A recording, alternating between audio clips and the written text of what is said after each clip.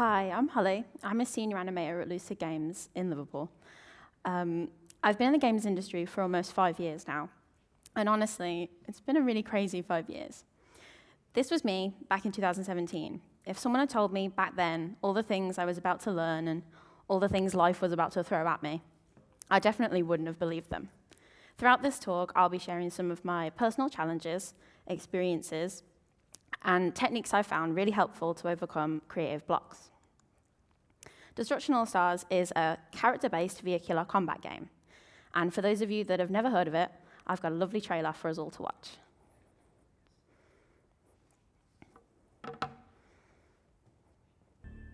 Welcome back to Destruction AllStars. 16 of the best from around the world compete for glory.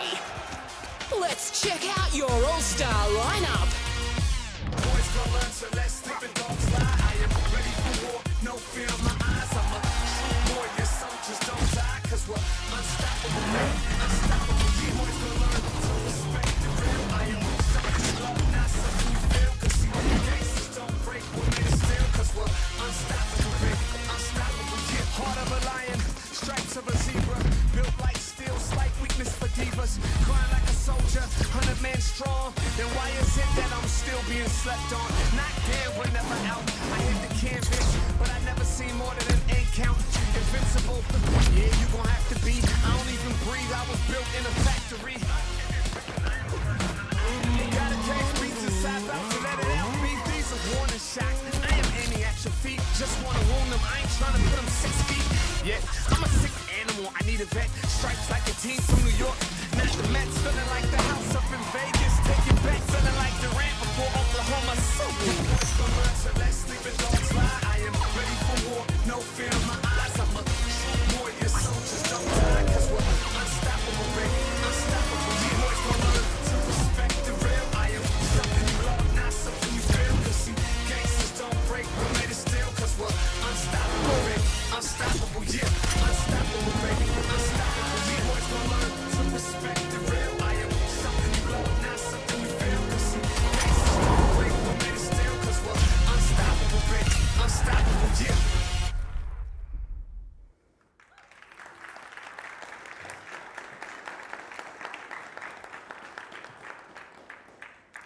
Can I just say, I am super excited to be here speaking in person at a real-life event about Destruction AllStars. It was really weird launching a game during a pandemic. I've never really launched a game before, but I was told the launch party is usually pretty fun. We obviously didn't have a launch party. I didn't even see any of my team in person until months later. But regardless of all that, I'm really proud of everything that we managed to achieve on this project, and this can be my real-life celebration of that. So a lot can happen in 5 years, but this is my story. I graduated.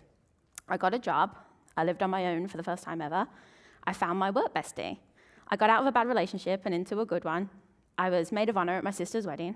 I directed on my first ever motion capture shoot. I had an operation on my foot and couldn't walk for a month, working from a bed desk just a few months before we all had to work from home. The coronavirus pandemic hit.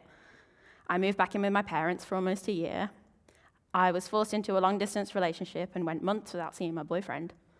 We announced our PS5 launch title over a Zoom call. I almost got a mortgage and bought my first home, but the seller withdrew a week before signing contracts. We launched Destruction AllStars. I moved in with my boyfriend. I got promoted to Senior Animator. I got my COVID vaccinations. I walked an alpaca. We hired 3 new animators. I had a nightmare with my passport and almost couldn't come here. And I'm a mentor now. But that's skipping to the end. Let's roll back to January 2017. I moved to Liverpool. I had no friends, no money, no experience. I'd never done game animation. I was the only animator at Lucid. And I'd never worked with motion capture data, and I had no idea what UB4 even was. Before Destruction AllStars ever existed, I worked on a small game that may never see the light of day. I was the only animator at Lucid, so I got to do all the animation. I was, in effect, my own junior, senior, lead, and animation director. But you don't know what you don't know. I needed someone to learn from, someone with direction and guidance. For my first ever experience of game animation, I was very much thrown in at the deep end, but I'm still super proud of this game, and I'll let you know if it ever gets released. That brings us to Destruction AllStars. We needed to create 16 unique characters. Each character needed their own individual personality, locomotion set, character select, and a whole range of other animations that both complemented and contrasted with each other. And the big difference with this project was I had a team. Our animation director, Christian John Duke, our technical animator, Matt Lake, and our senior animator, Andy Hall. These are the main areas I thought would be fun to discuss. Early development, I'll show some of our initial animation tests. Character exploration, how we figure out who a character is and how that helps us. Character selects, where these came from, how they work, and my animation process. Motion capture, a little behind the scenes of what our shoots look like. Working with data, how we develop our gameplay. Character implementation, how we make our gameplay unique. And launch, what it's been like to launch and support a live game during a pandemic. I'll be using Twinkle Riot as an example, going through our step-by-step process of creating her from concept through to launch, and all the fun in between. Just so you know, I'll be referring to Twinkle Riot by her code name on the project, which was Pink. One, because one syllable is definitely easier to say over and over again than four. But it's also, it's like if you had a best friend that you've known for years and suddenly they change their name. Like, I can't help but call her Pink. So let's begin with our early development. We experimented with different ways of developing character, looking at existing methods other studios have used. And we fell in love with the chair study that the animators on Big Hero 6 did. It's a simple concept, entering a room and sitting down, but they made each character so dynamically different to each other. We were keen to do our own version of this, capturing a similar energy. But realized we'd already kind of done one with what we were calling the livery swap, showing a character reacting to the camera, running, getting in the vehicle, and showing some driver personality. This video encompassed all the core elements that we wanted to develop for each character. The original purpose of this being a milestone video requested by Sony, showing the vehicle's livery changing to embody that character's style. Pretty. We began carrying out one of these exercises for each character, finding it a really great way to get into that character's headspace. Asking yourself, what would this character do in reaction to a camera being on them? How would they run? Were they a show-off or just getting from A to B? As good as these were, they were very time-consuming, often taking 6+ weeks to complete. With a small team, we couldn't spend all our time on these. We had a game to make. We had 16 characters that we needed to figure out, so we needed to find a less demanding way of exploring each personality. So where do we begin? These were the early concepts for each of our 16 characters. They all evolved over the course of the project. We had an incredibly diverse and really quite special group in front of us that we really needed to do justice to. This is where we began with Pink. After the concept goes through the art and tech departments, we received the one sheet, an initial outline including age, occupation, general interests, and personality type. We run that personality type through our profile builder, developed using the Myers-Briggs type indicator. This gave us a little bit more information to consider, like their strengths, weaknesses, and popular figures with the same personality. Apparently, Tom Hanks and Pink have some similarities. We want to get to know our characters, understanding their reasons and motivations behind any situation they may find themselves in. We then sit down as a team and brainstorm all of our ideas about who we think this character is. We try and answer as many of these questions as possible. What sort of music do they listen to? What are they scared of? What do they love? Are they a cat or a dog person? We'd talk about why we thought that, and in the end, we'd have this embodiment of who this character is. So who is Pink? She's obsessed with K and J-pop. She's scared of caterpillars. She loves anime, and she's definitely a cat person.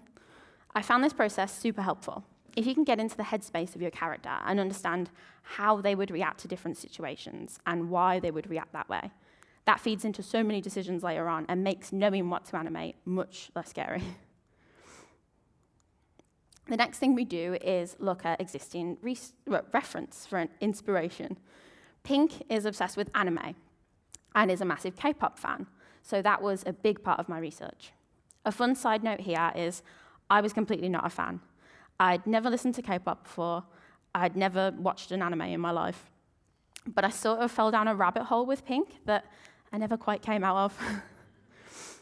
Because I didn't know K-pop and I wanted to understand Pink, I made a playlist that I thought you might listen to. I super recommend doing this if you're lost with a character. It sort of jumpstarts your brain into a different mindset. Songs can make you want to sing at the top of your lungs or want to curl up into a ball and cry. That's a super crazy, powerful tool, so take advantage of it. Speaking of crazy, powerful tools, YouTube can be insanely useful. With the way YouTube suggests similar things after you've watched a video, you just need to start somewhere. Then YouTube can do the rest for you. You're essentially training the algorithm to help you. This can be particularly helpful when you aren't familiar with what you need to reference. My YouTube page is still basically a Pink rabbit hole, but I worked on 2 characters before Pink, Genesis and Xander. Xander was tough. Looking at super dark reference for him day after day got quite mentally draining. My lesson from him was to have a separate work YouTube, or even a separate account for each character. Give yourself an escape that doesn't mess up your research rabbit hole. Pose and expression sheets are the perfect way to just mess around before you jump straight into animating. It also gives you ample time to break the rig. I mean, test the rig. Pink's face went through a bit of a development cycle during this time too. She needed a good range of emotion that also fit the same cohesive design. And Matt, our technical animator, had given me the power to draw any expression I wanted, which was quite daunting, really, because I'm not a vector artist, but I think she turned out pretty cute. So at this point, we've got a bunch of folders of images, of images and GIFs and individual mood boards. This can be overwhelming, so we needed to find a more palatable way of representing all of our research. Something purely visual that we could look to for inspiration, and it would sum up what this character is.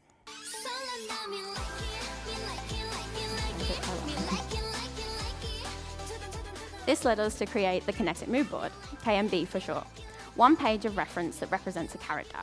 Inspiration for a stand, run, jump, celebrate, if possible, how they would enter a vehicle, and anything else we quite like. All to the beat of their favorite song.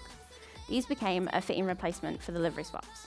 They were much less demanding, but a super helpful way to introduce a character to both animators, the team, and our mocap actors. But I'll come back to that. The character selects were always going to be the first introduction of our characters to the player. We knew we needed to pack as much personality into them as possible. We didn't want to waste any transition or moment to inject personality, so we split the selects into 5 parts. An appear. This is the first time you see the character, so something that grabs your attention. Through to the idol, something with energy and interest. We made these pretty lengthy, so they weren't an obvious loop. This idol is actually much longer than this preview. That'd be a massive GIF. A select, a reaction to the player selecting this character. Into the selected idol, something with a bit of a different energy to the regular idol. And a deselect, taking us back into the regular idol.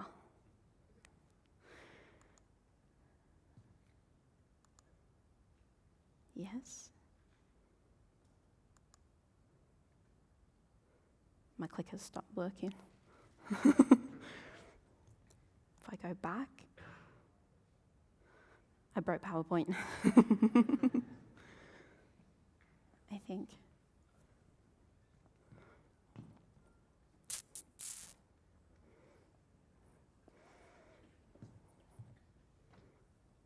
This happened in practice too. Yeah, a question? What was your favorite K-pop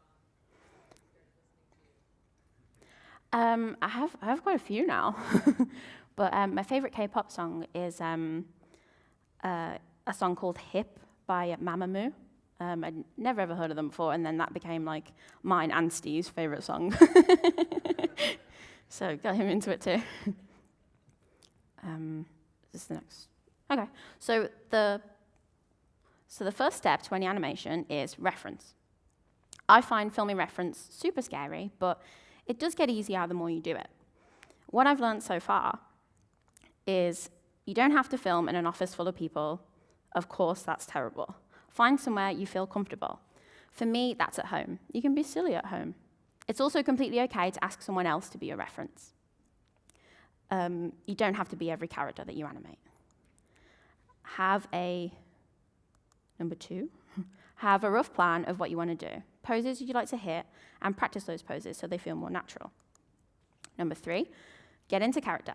I know it's so much easier said than done, but play some music that your character would like. Get up and move around. Sometimes it's easier to figure it out with your body rather than your head. And number 4, enjoy yourself. When you see a reference where someone is just thinking about what pose they need to hit compared to a reference where someone is just living the character and enjoying themselves, you know which one you're going to like more. Focusing on the appear and the idle, I'm going to show my blocking, spline, and polish passes. Blocking is probably my favorite stage.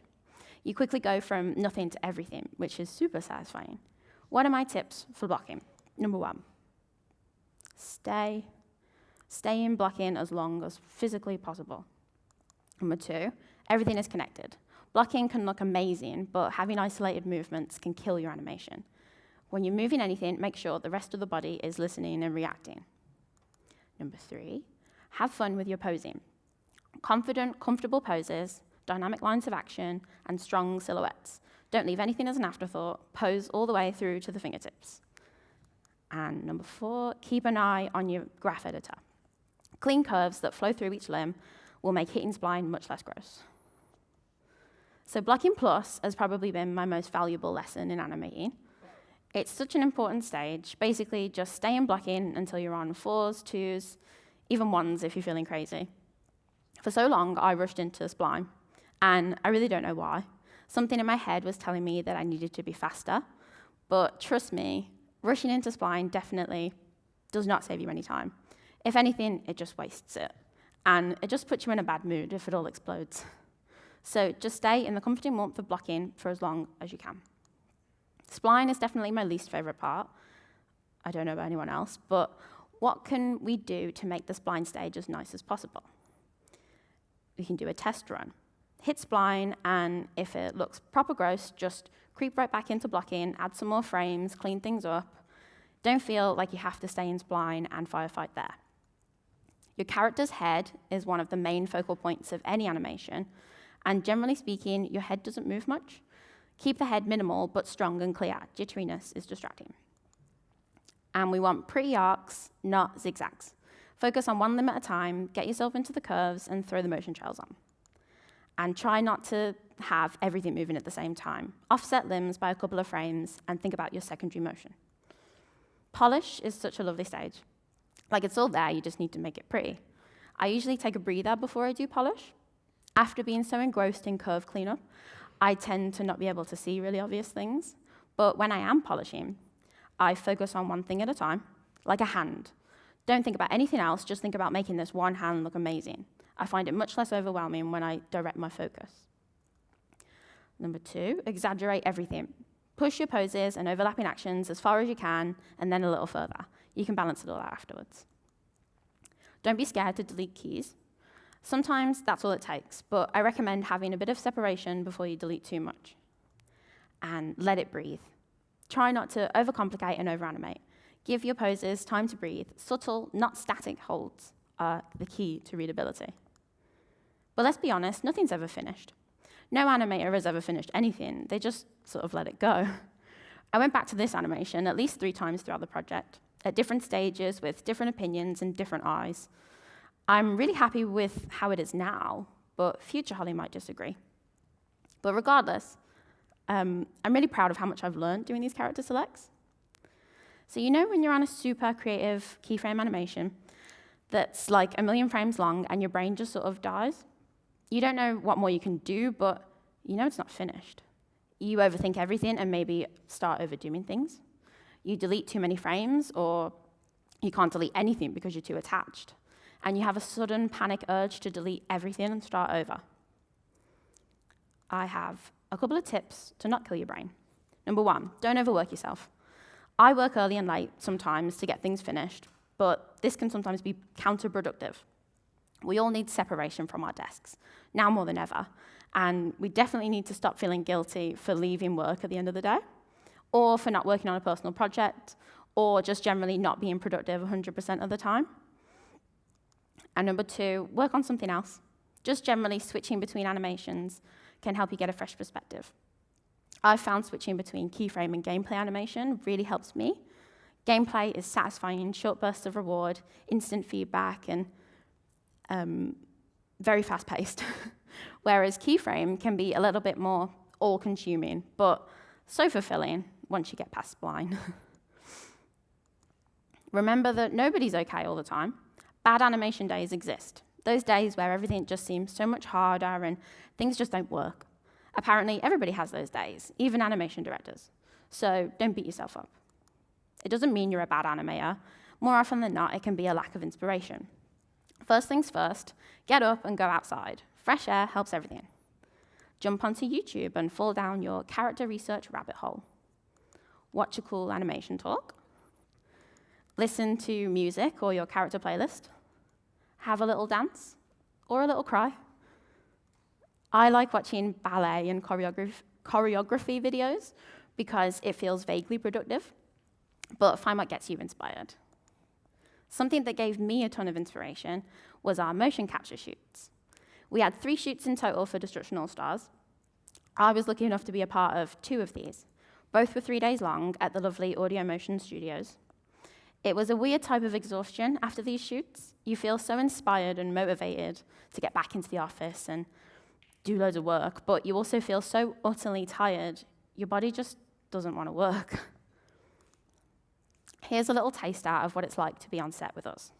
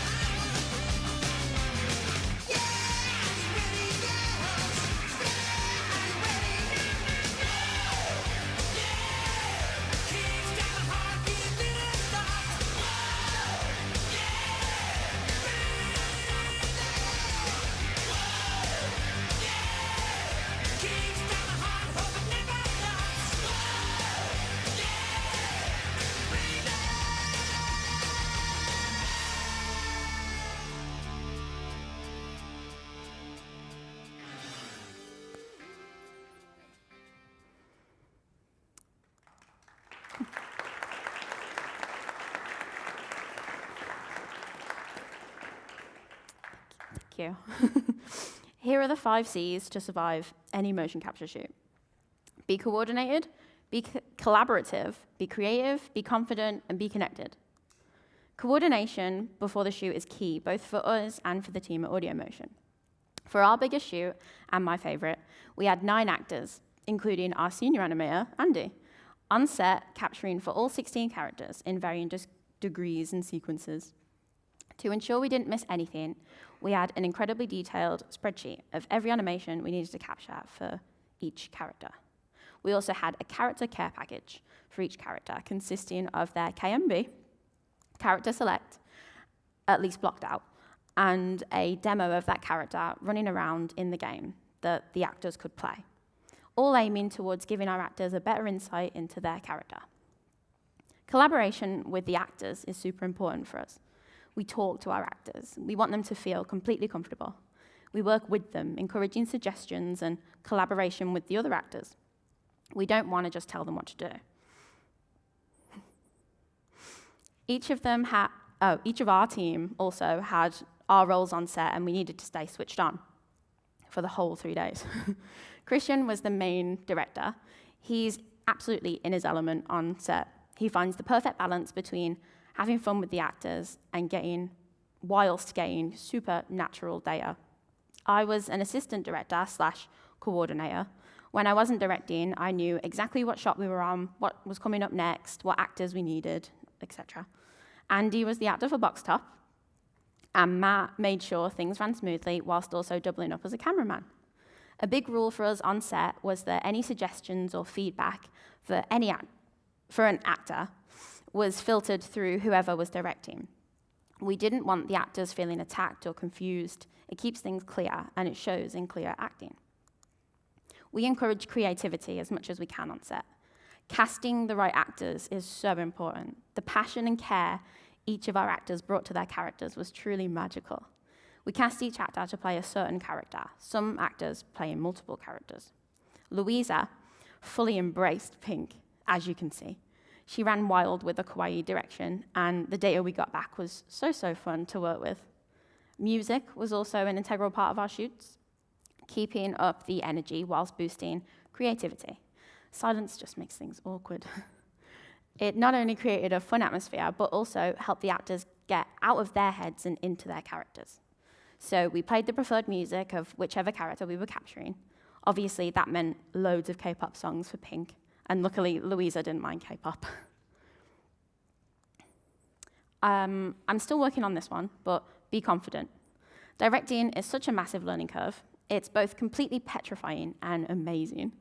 My director actually went to get a flat tire fixed on my first ever shoot and left me in charge. Not for like the whole day or anything, just an hour. But the main things I've learned so far are understand all the characters you're capturing. Know how to describe their movement style and general attitude. This is where getting into the headspace of a character becomes real. Have ideas. Try to think up as many ideas and possibilities as you can before the shoot. The roughest idea helps. Set physical restrictions. Ensure your actor knows exactly where their boundaries are, especially for the on-the-spot animations. It makes for a much easier life in cleanup. And just go for it. I reckon you learn the most when you throw yourself at the stuff that scares you. Connecting with the characters, as always, is so important. One really amazing way we helped the actors connect to their characters was the ability to see themselves as them instantly. Using LiveLink, software that enables you to feed the mocap directly into Unreal, we got an instant representation of how our characters would look. We were basically on set with our real characters. Even when we weren't capturing, but they were just messing around in the volume, it was so fun to see them just generally interacting with each other, talking, laughing, and messing around. It reinforces that mindset of thinking of them as real people. Luckily, we, without knowing, managed to get our last super integral mocap shoot done just before the lockdown. It really set us up with lots of goodies to work on from home. Fun fact, at least half of the gameplay animation across all of the characters was done whilst working from home through the pandemic. So what did we do with all this cool stuff we captured? This is a basic video showing how we get a run cycle out of the raw data. It's actually the first animation I created in Motion Builder, so I thought it'd be nice to include. MoFrame is my director's term for editing mocap to get the best out of it. It's a mixture of raw data and keyframing. The data gives us a head start, basically. It gives us a lovely base, which we can manipulate and make gamey. When we find the bits we like, we stitch them together, blending clips, adjusting timing, sometimes lengthening the stride, fixing up foot plants, and tweaking initial posing. Layers are super handy. At this stage, we're doing bulky changes to make it feel right. Sometimes keyframing small sections or overhauling the whole thing from the original data is necessary. It's finding that balance between wanting to make it your own whilst keeping an appreciation for the organic niceties mocap gives you. That's probably the hardest challenge. And as early as possible, get it in the game. When it feels the slightest bit good and before you get too invested, test it. If it feels good, then yay. If it doesn't, then tweak it and then test it again. Repeat, repeat, repeat. That's the gameplay cycle to live by. You can easily get lost in this cycle, so try not to spend too long on something that just isn't working. I like taking videos to track my progress. You can see the background there. I've got millions of videos. The slightest tweak can make the biggest difference, or make everything explode. Once we're happy with how it feels, we jump into our spline and polish mindset, exaggerating the posing, cleaning up the arcs, adding pretty hand and face animation, and just generally pushing the personality. This is where it gets juicy. A lovely power we were granted were data tables. They basically mean we have complete animator freedom in implementation, which is great for me because I hate bothering people. We can go in and switch animations, picking and choosing any system we want to make bespoke for that one character. All of the characters share a master data table, so even without bespoke animations, everything functionally works, nobody's blocked, which gives us time to really enjoy putting unique variations of systems together. So this is Pink using the shared data table. It works. Our definition of a character consists of an idle, run, directional start, plan turns, jump, emotes, vaults, barge, evade, takeover, wreckover, dodge, attention system, arena entry, directional, near and far, vehicle entries, passenger system, wall run, ricochet, and landings. But yay for shared animation, we don't have to do a unique one of all of these for each character. And we have 16 characters. Hopefully, you can see the difference it makes to add unique variants. Our bare minimum to consider a character unique is an idle, run, directional start, plan turns, jump, barge, evade, emotes, attention system, arena entry, passenger system, and landings. It's still a lot, but it's less. Getting unique variations of the other animations then is just a bonus. Everything stems from the idle and the run, so that's where we begin, and it all develops out from there. Pink ended up with a lot more uniqueness than the other characters, partly because I got a little bit carried away, and partly because her run is so distinctive. The shared animation can be quite noticeable. I have a fun story about Pink's run. Right from the beginning, Pink was not my director's favorite character. He's not a K-pop fan, or a lover of glitter, or anything Pink, really. She just wasn't his cup of tea. He was particularly unsure of the run we captured for Pink, under my direction. To be on the safe side, we captured an alternate, more normal run, just in case. I tested both of these out in Engine for comparison. Remember, get it in the game early. I loved her unique run, but I wasn't convinced anybody else would. But my director, along with the rest of the team, loved it instantly. And it's really fun to prove my director wrong. I genuinely love seeing people's reactions when they first see Pink's run. And then Pink's unusual run sparked a bit of a evolution within our characters, which resulted in Angelo, Harmony, Ratu, and Gian's more out there runs. And I'm really proud of that. These lovely runs, along with loads of other animations, are courtesy of the insanely talented animators at our Florida-based partner/extended team, Steamroller, who began working with us once we'd established this process and figured out what animations each character needed. And then after 4 years of development, we launched in February. The day of launch itself was strange.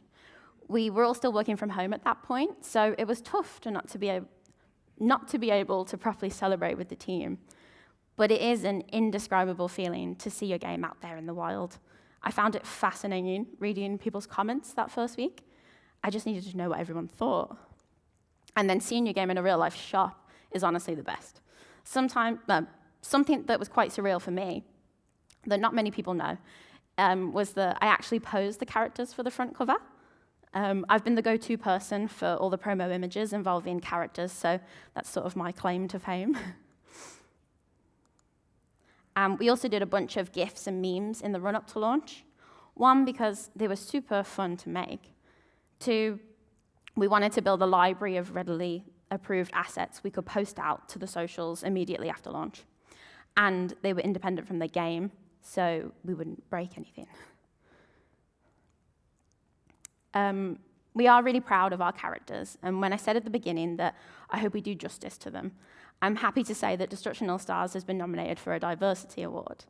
It was honestly humbling, some of the reactions we've had to the characters. We saw several characters that resonated with people for completely different reasons. We invested fully into the representation of our characters. We took time and care across multiple departments to ensure we created a diverse cast that respected multiple cultures, nationalities, genders, and body types, because it matters. And I just want to take a moment to fully appreciate this reaction. Yeah, it does kind of look like your mom. That's right. It does kind of look like your mom. This is why we want this. So that the literal example. My kid's theory said that it looked like her mom. This is why we need this.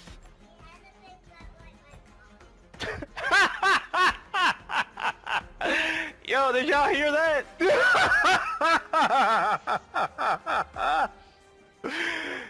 Yo. She said she has a big butt like my mom. Oh my god. I love it. I love it. I love it. Oh my god. We knew from the beginning we wanted a character that communicated solely in sign language. Steamroller did an amazing job on Shift. They got an ASL, could not see those letters then, ASL speaker to film, reference, and consult with to make sure they completely nailed his performance.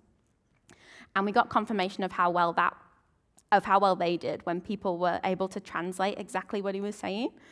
In his character select, he's actually saying, "You wasting time, huh?" Shift also has a selection of ASL emotes, all of which are carefully scripted and animated to suit his character.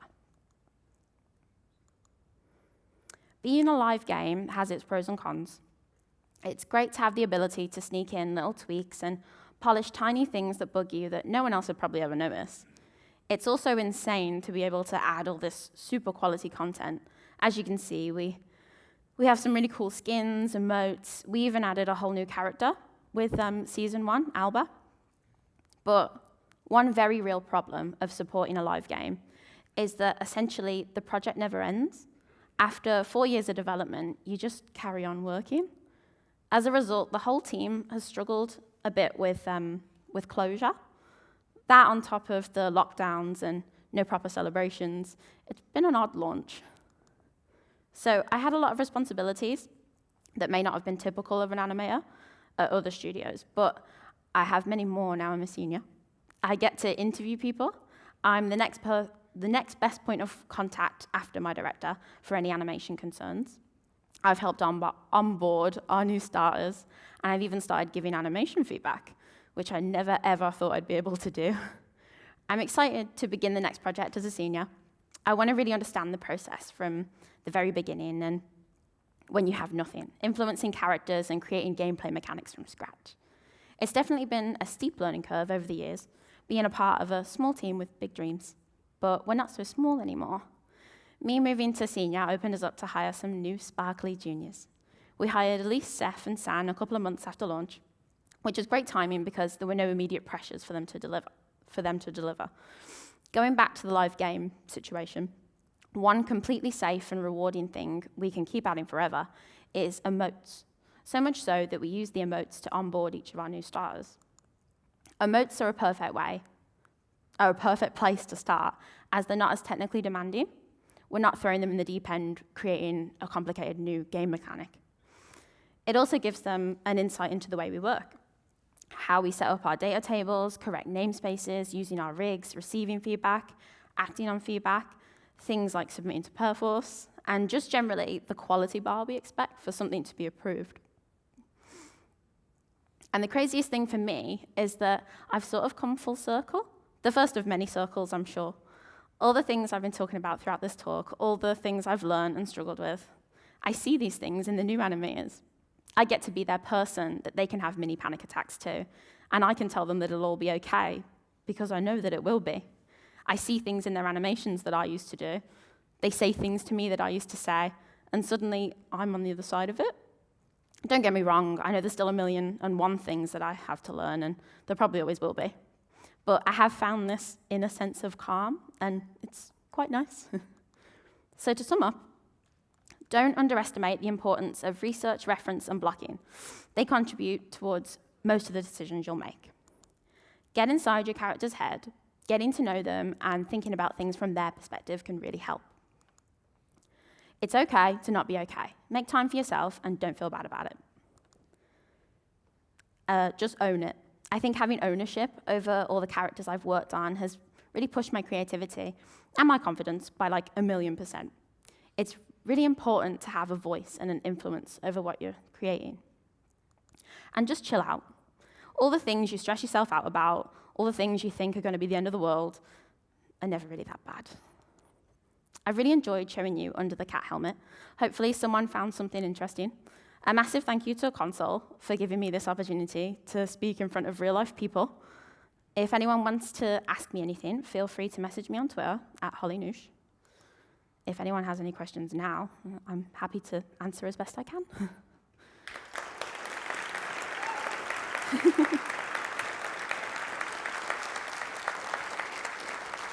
It's just my end. Thank you so much, Hollie. That was absolutely excellent. Do we have any questions for Hollie this morning? I know it's tough, the first talk of the day, but It's tough for me.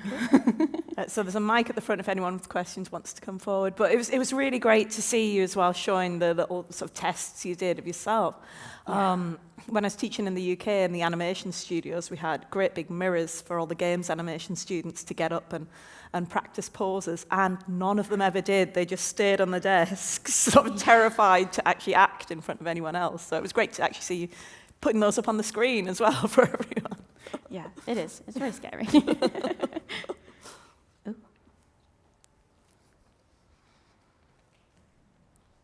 Hi. Wonderful. Loved your talk. Really great. Thank you. Recognized a lot of the process I've been through myself in being through the industry, even though I've only assisted animators as a game designer, but really, really inspiring and great, I think. What I wanted to ask you was concerning the difference between animations that go into the game itself, that has to respond to player input versus the sort of canned animations, and also the difference between the mocap. You showed us a lot of that, but if you could just say a little more about the different challenges, and also if you have any tips on how to integrate or sort of the big challenges with integrating mocap into a keyframe animation sort of focused setup. And especially for just to give that extra flair to the in-game animations, that sort of, or if you have any thoughts on that, sorry. I mean, my only tips with integrating animations into Engine is just getting it in the game and testing it, and just really getting the feeling yourself and working on that feeling. It's a real subjective thing. It's one of the, I'm gonna say a spiritual thing, but it's but it's like it is just the more you play it, the more you test it. That's all you can do. And then with editing mocap, it can be really daunting when you have really dense data. It definitely varies with mocap data that you can get. You can get really clean audio motion data is really clean, but yeah. So, but you just have to take it step by step, and layers are your friend. But yeah, there's no secret. I don't. Thank you very much. Also, I also have to mention, I thought it was really cool when when you're acting out, and I found that when we started doing that in the companies that I've worked in, it really helped with the quality of animation, because you instead of you're watching someone, you're feeling that, oh, that's where I put the pressure on my foot, that's where the fist connects with the face, or whatever it is. It's like that. Okay, yeah. But we were maybe kind of extreme. I was hit by a 2x4 in the face at one point. Oh, okay, yeah. Yeah, you really understand that if it happens to you. As soon as you get up and actually do it, that was the biggest thing for me. It was the biggest wall of mine. Was for so long I was putting off recording reference because it's scary. But as soon as I started doing it, and I was like, oh well, it doesn't matter. I'm an animator. That's what's holding me back. It unlocked my animation sort of capabilities, and I was just like, oh, okay, so this is what I'm supposed to do. Wasn't supposed to get really blurry videos off YouTube and half do it. Yeah. It just gets that understanding so much better. Super, so good. Thank you very much. Thank you. Hello, I am a student. I don't know anything, so how did you, what type of education did you get for the animation stuff? Was it specifically animation? Was it graphic design? And how did you apply that when getting your first job? Please tell me. Yeah, please give me a job. Yes.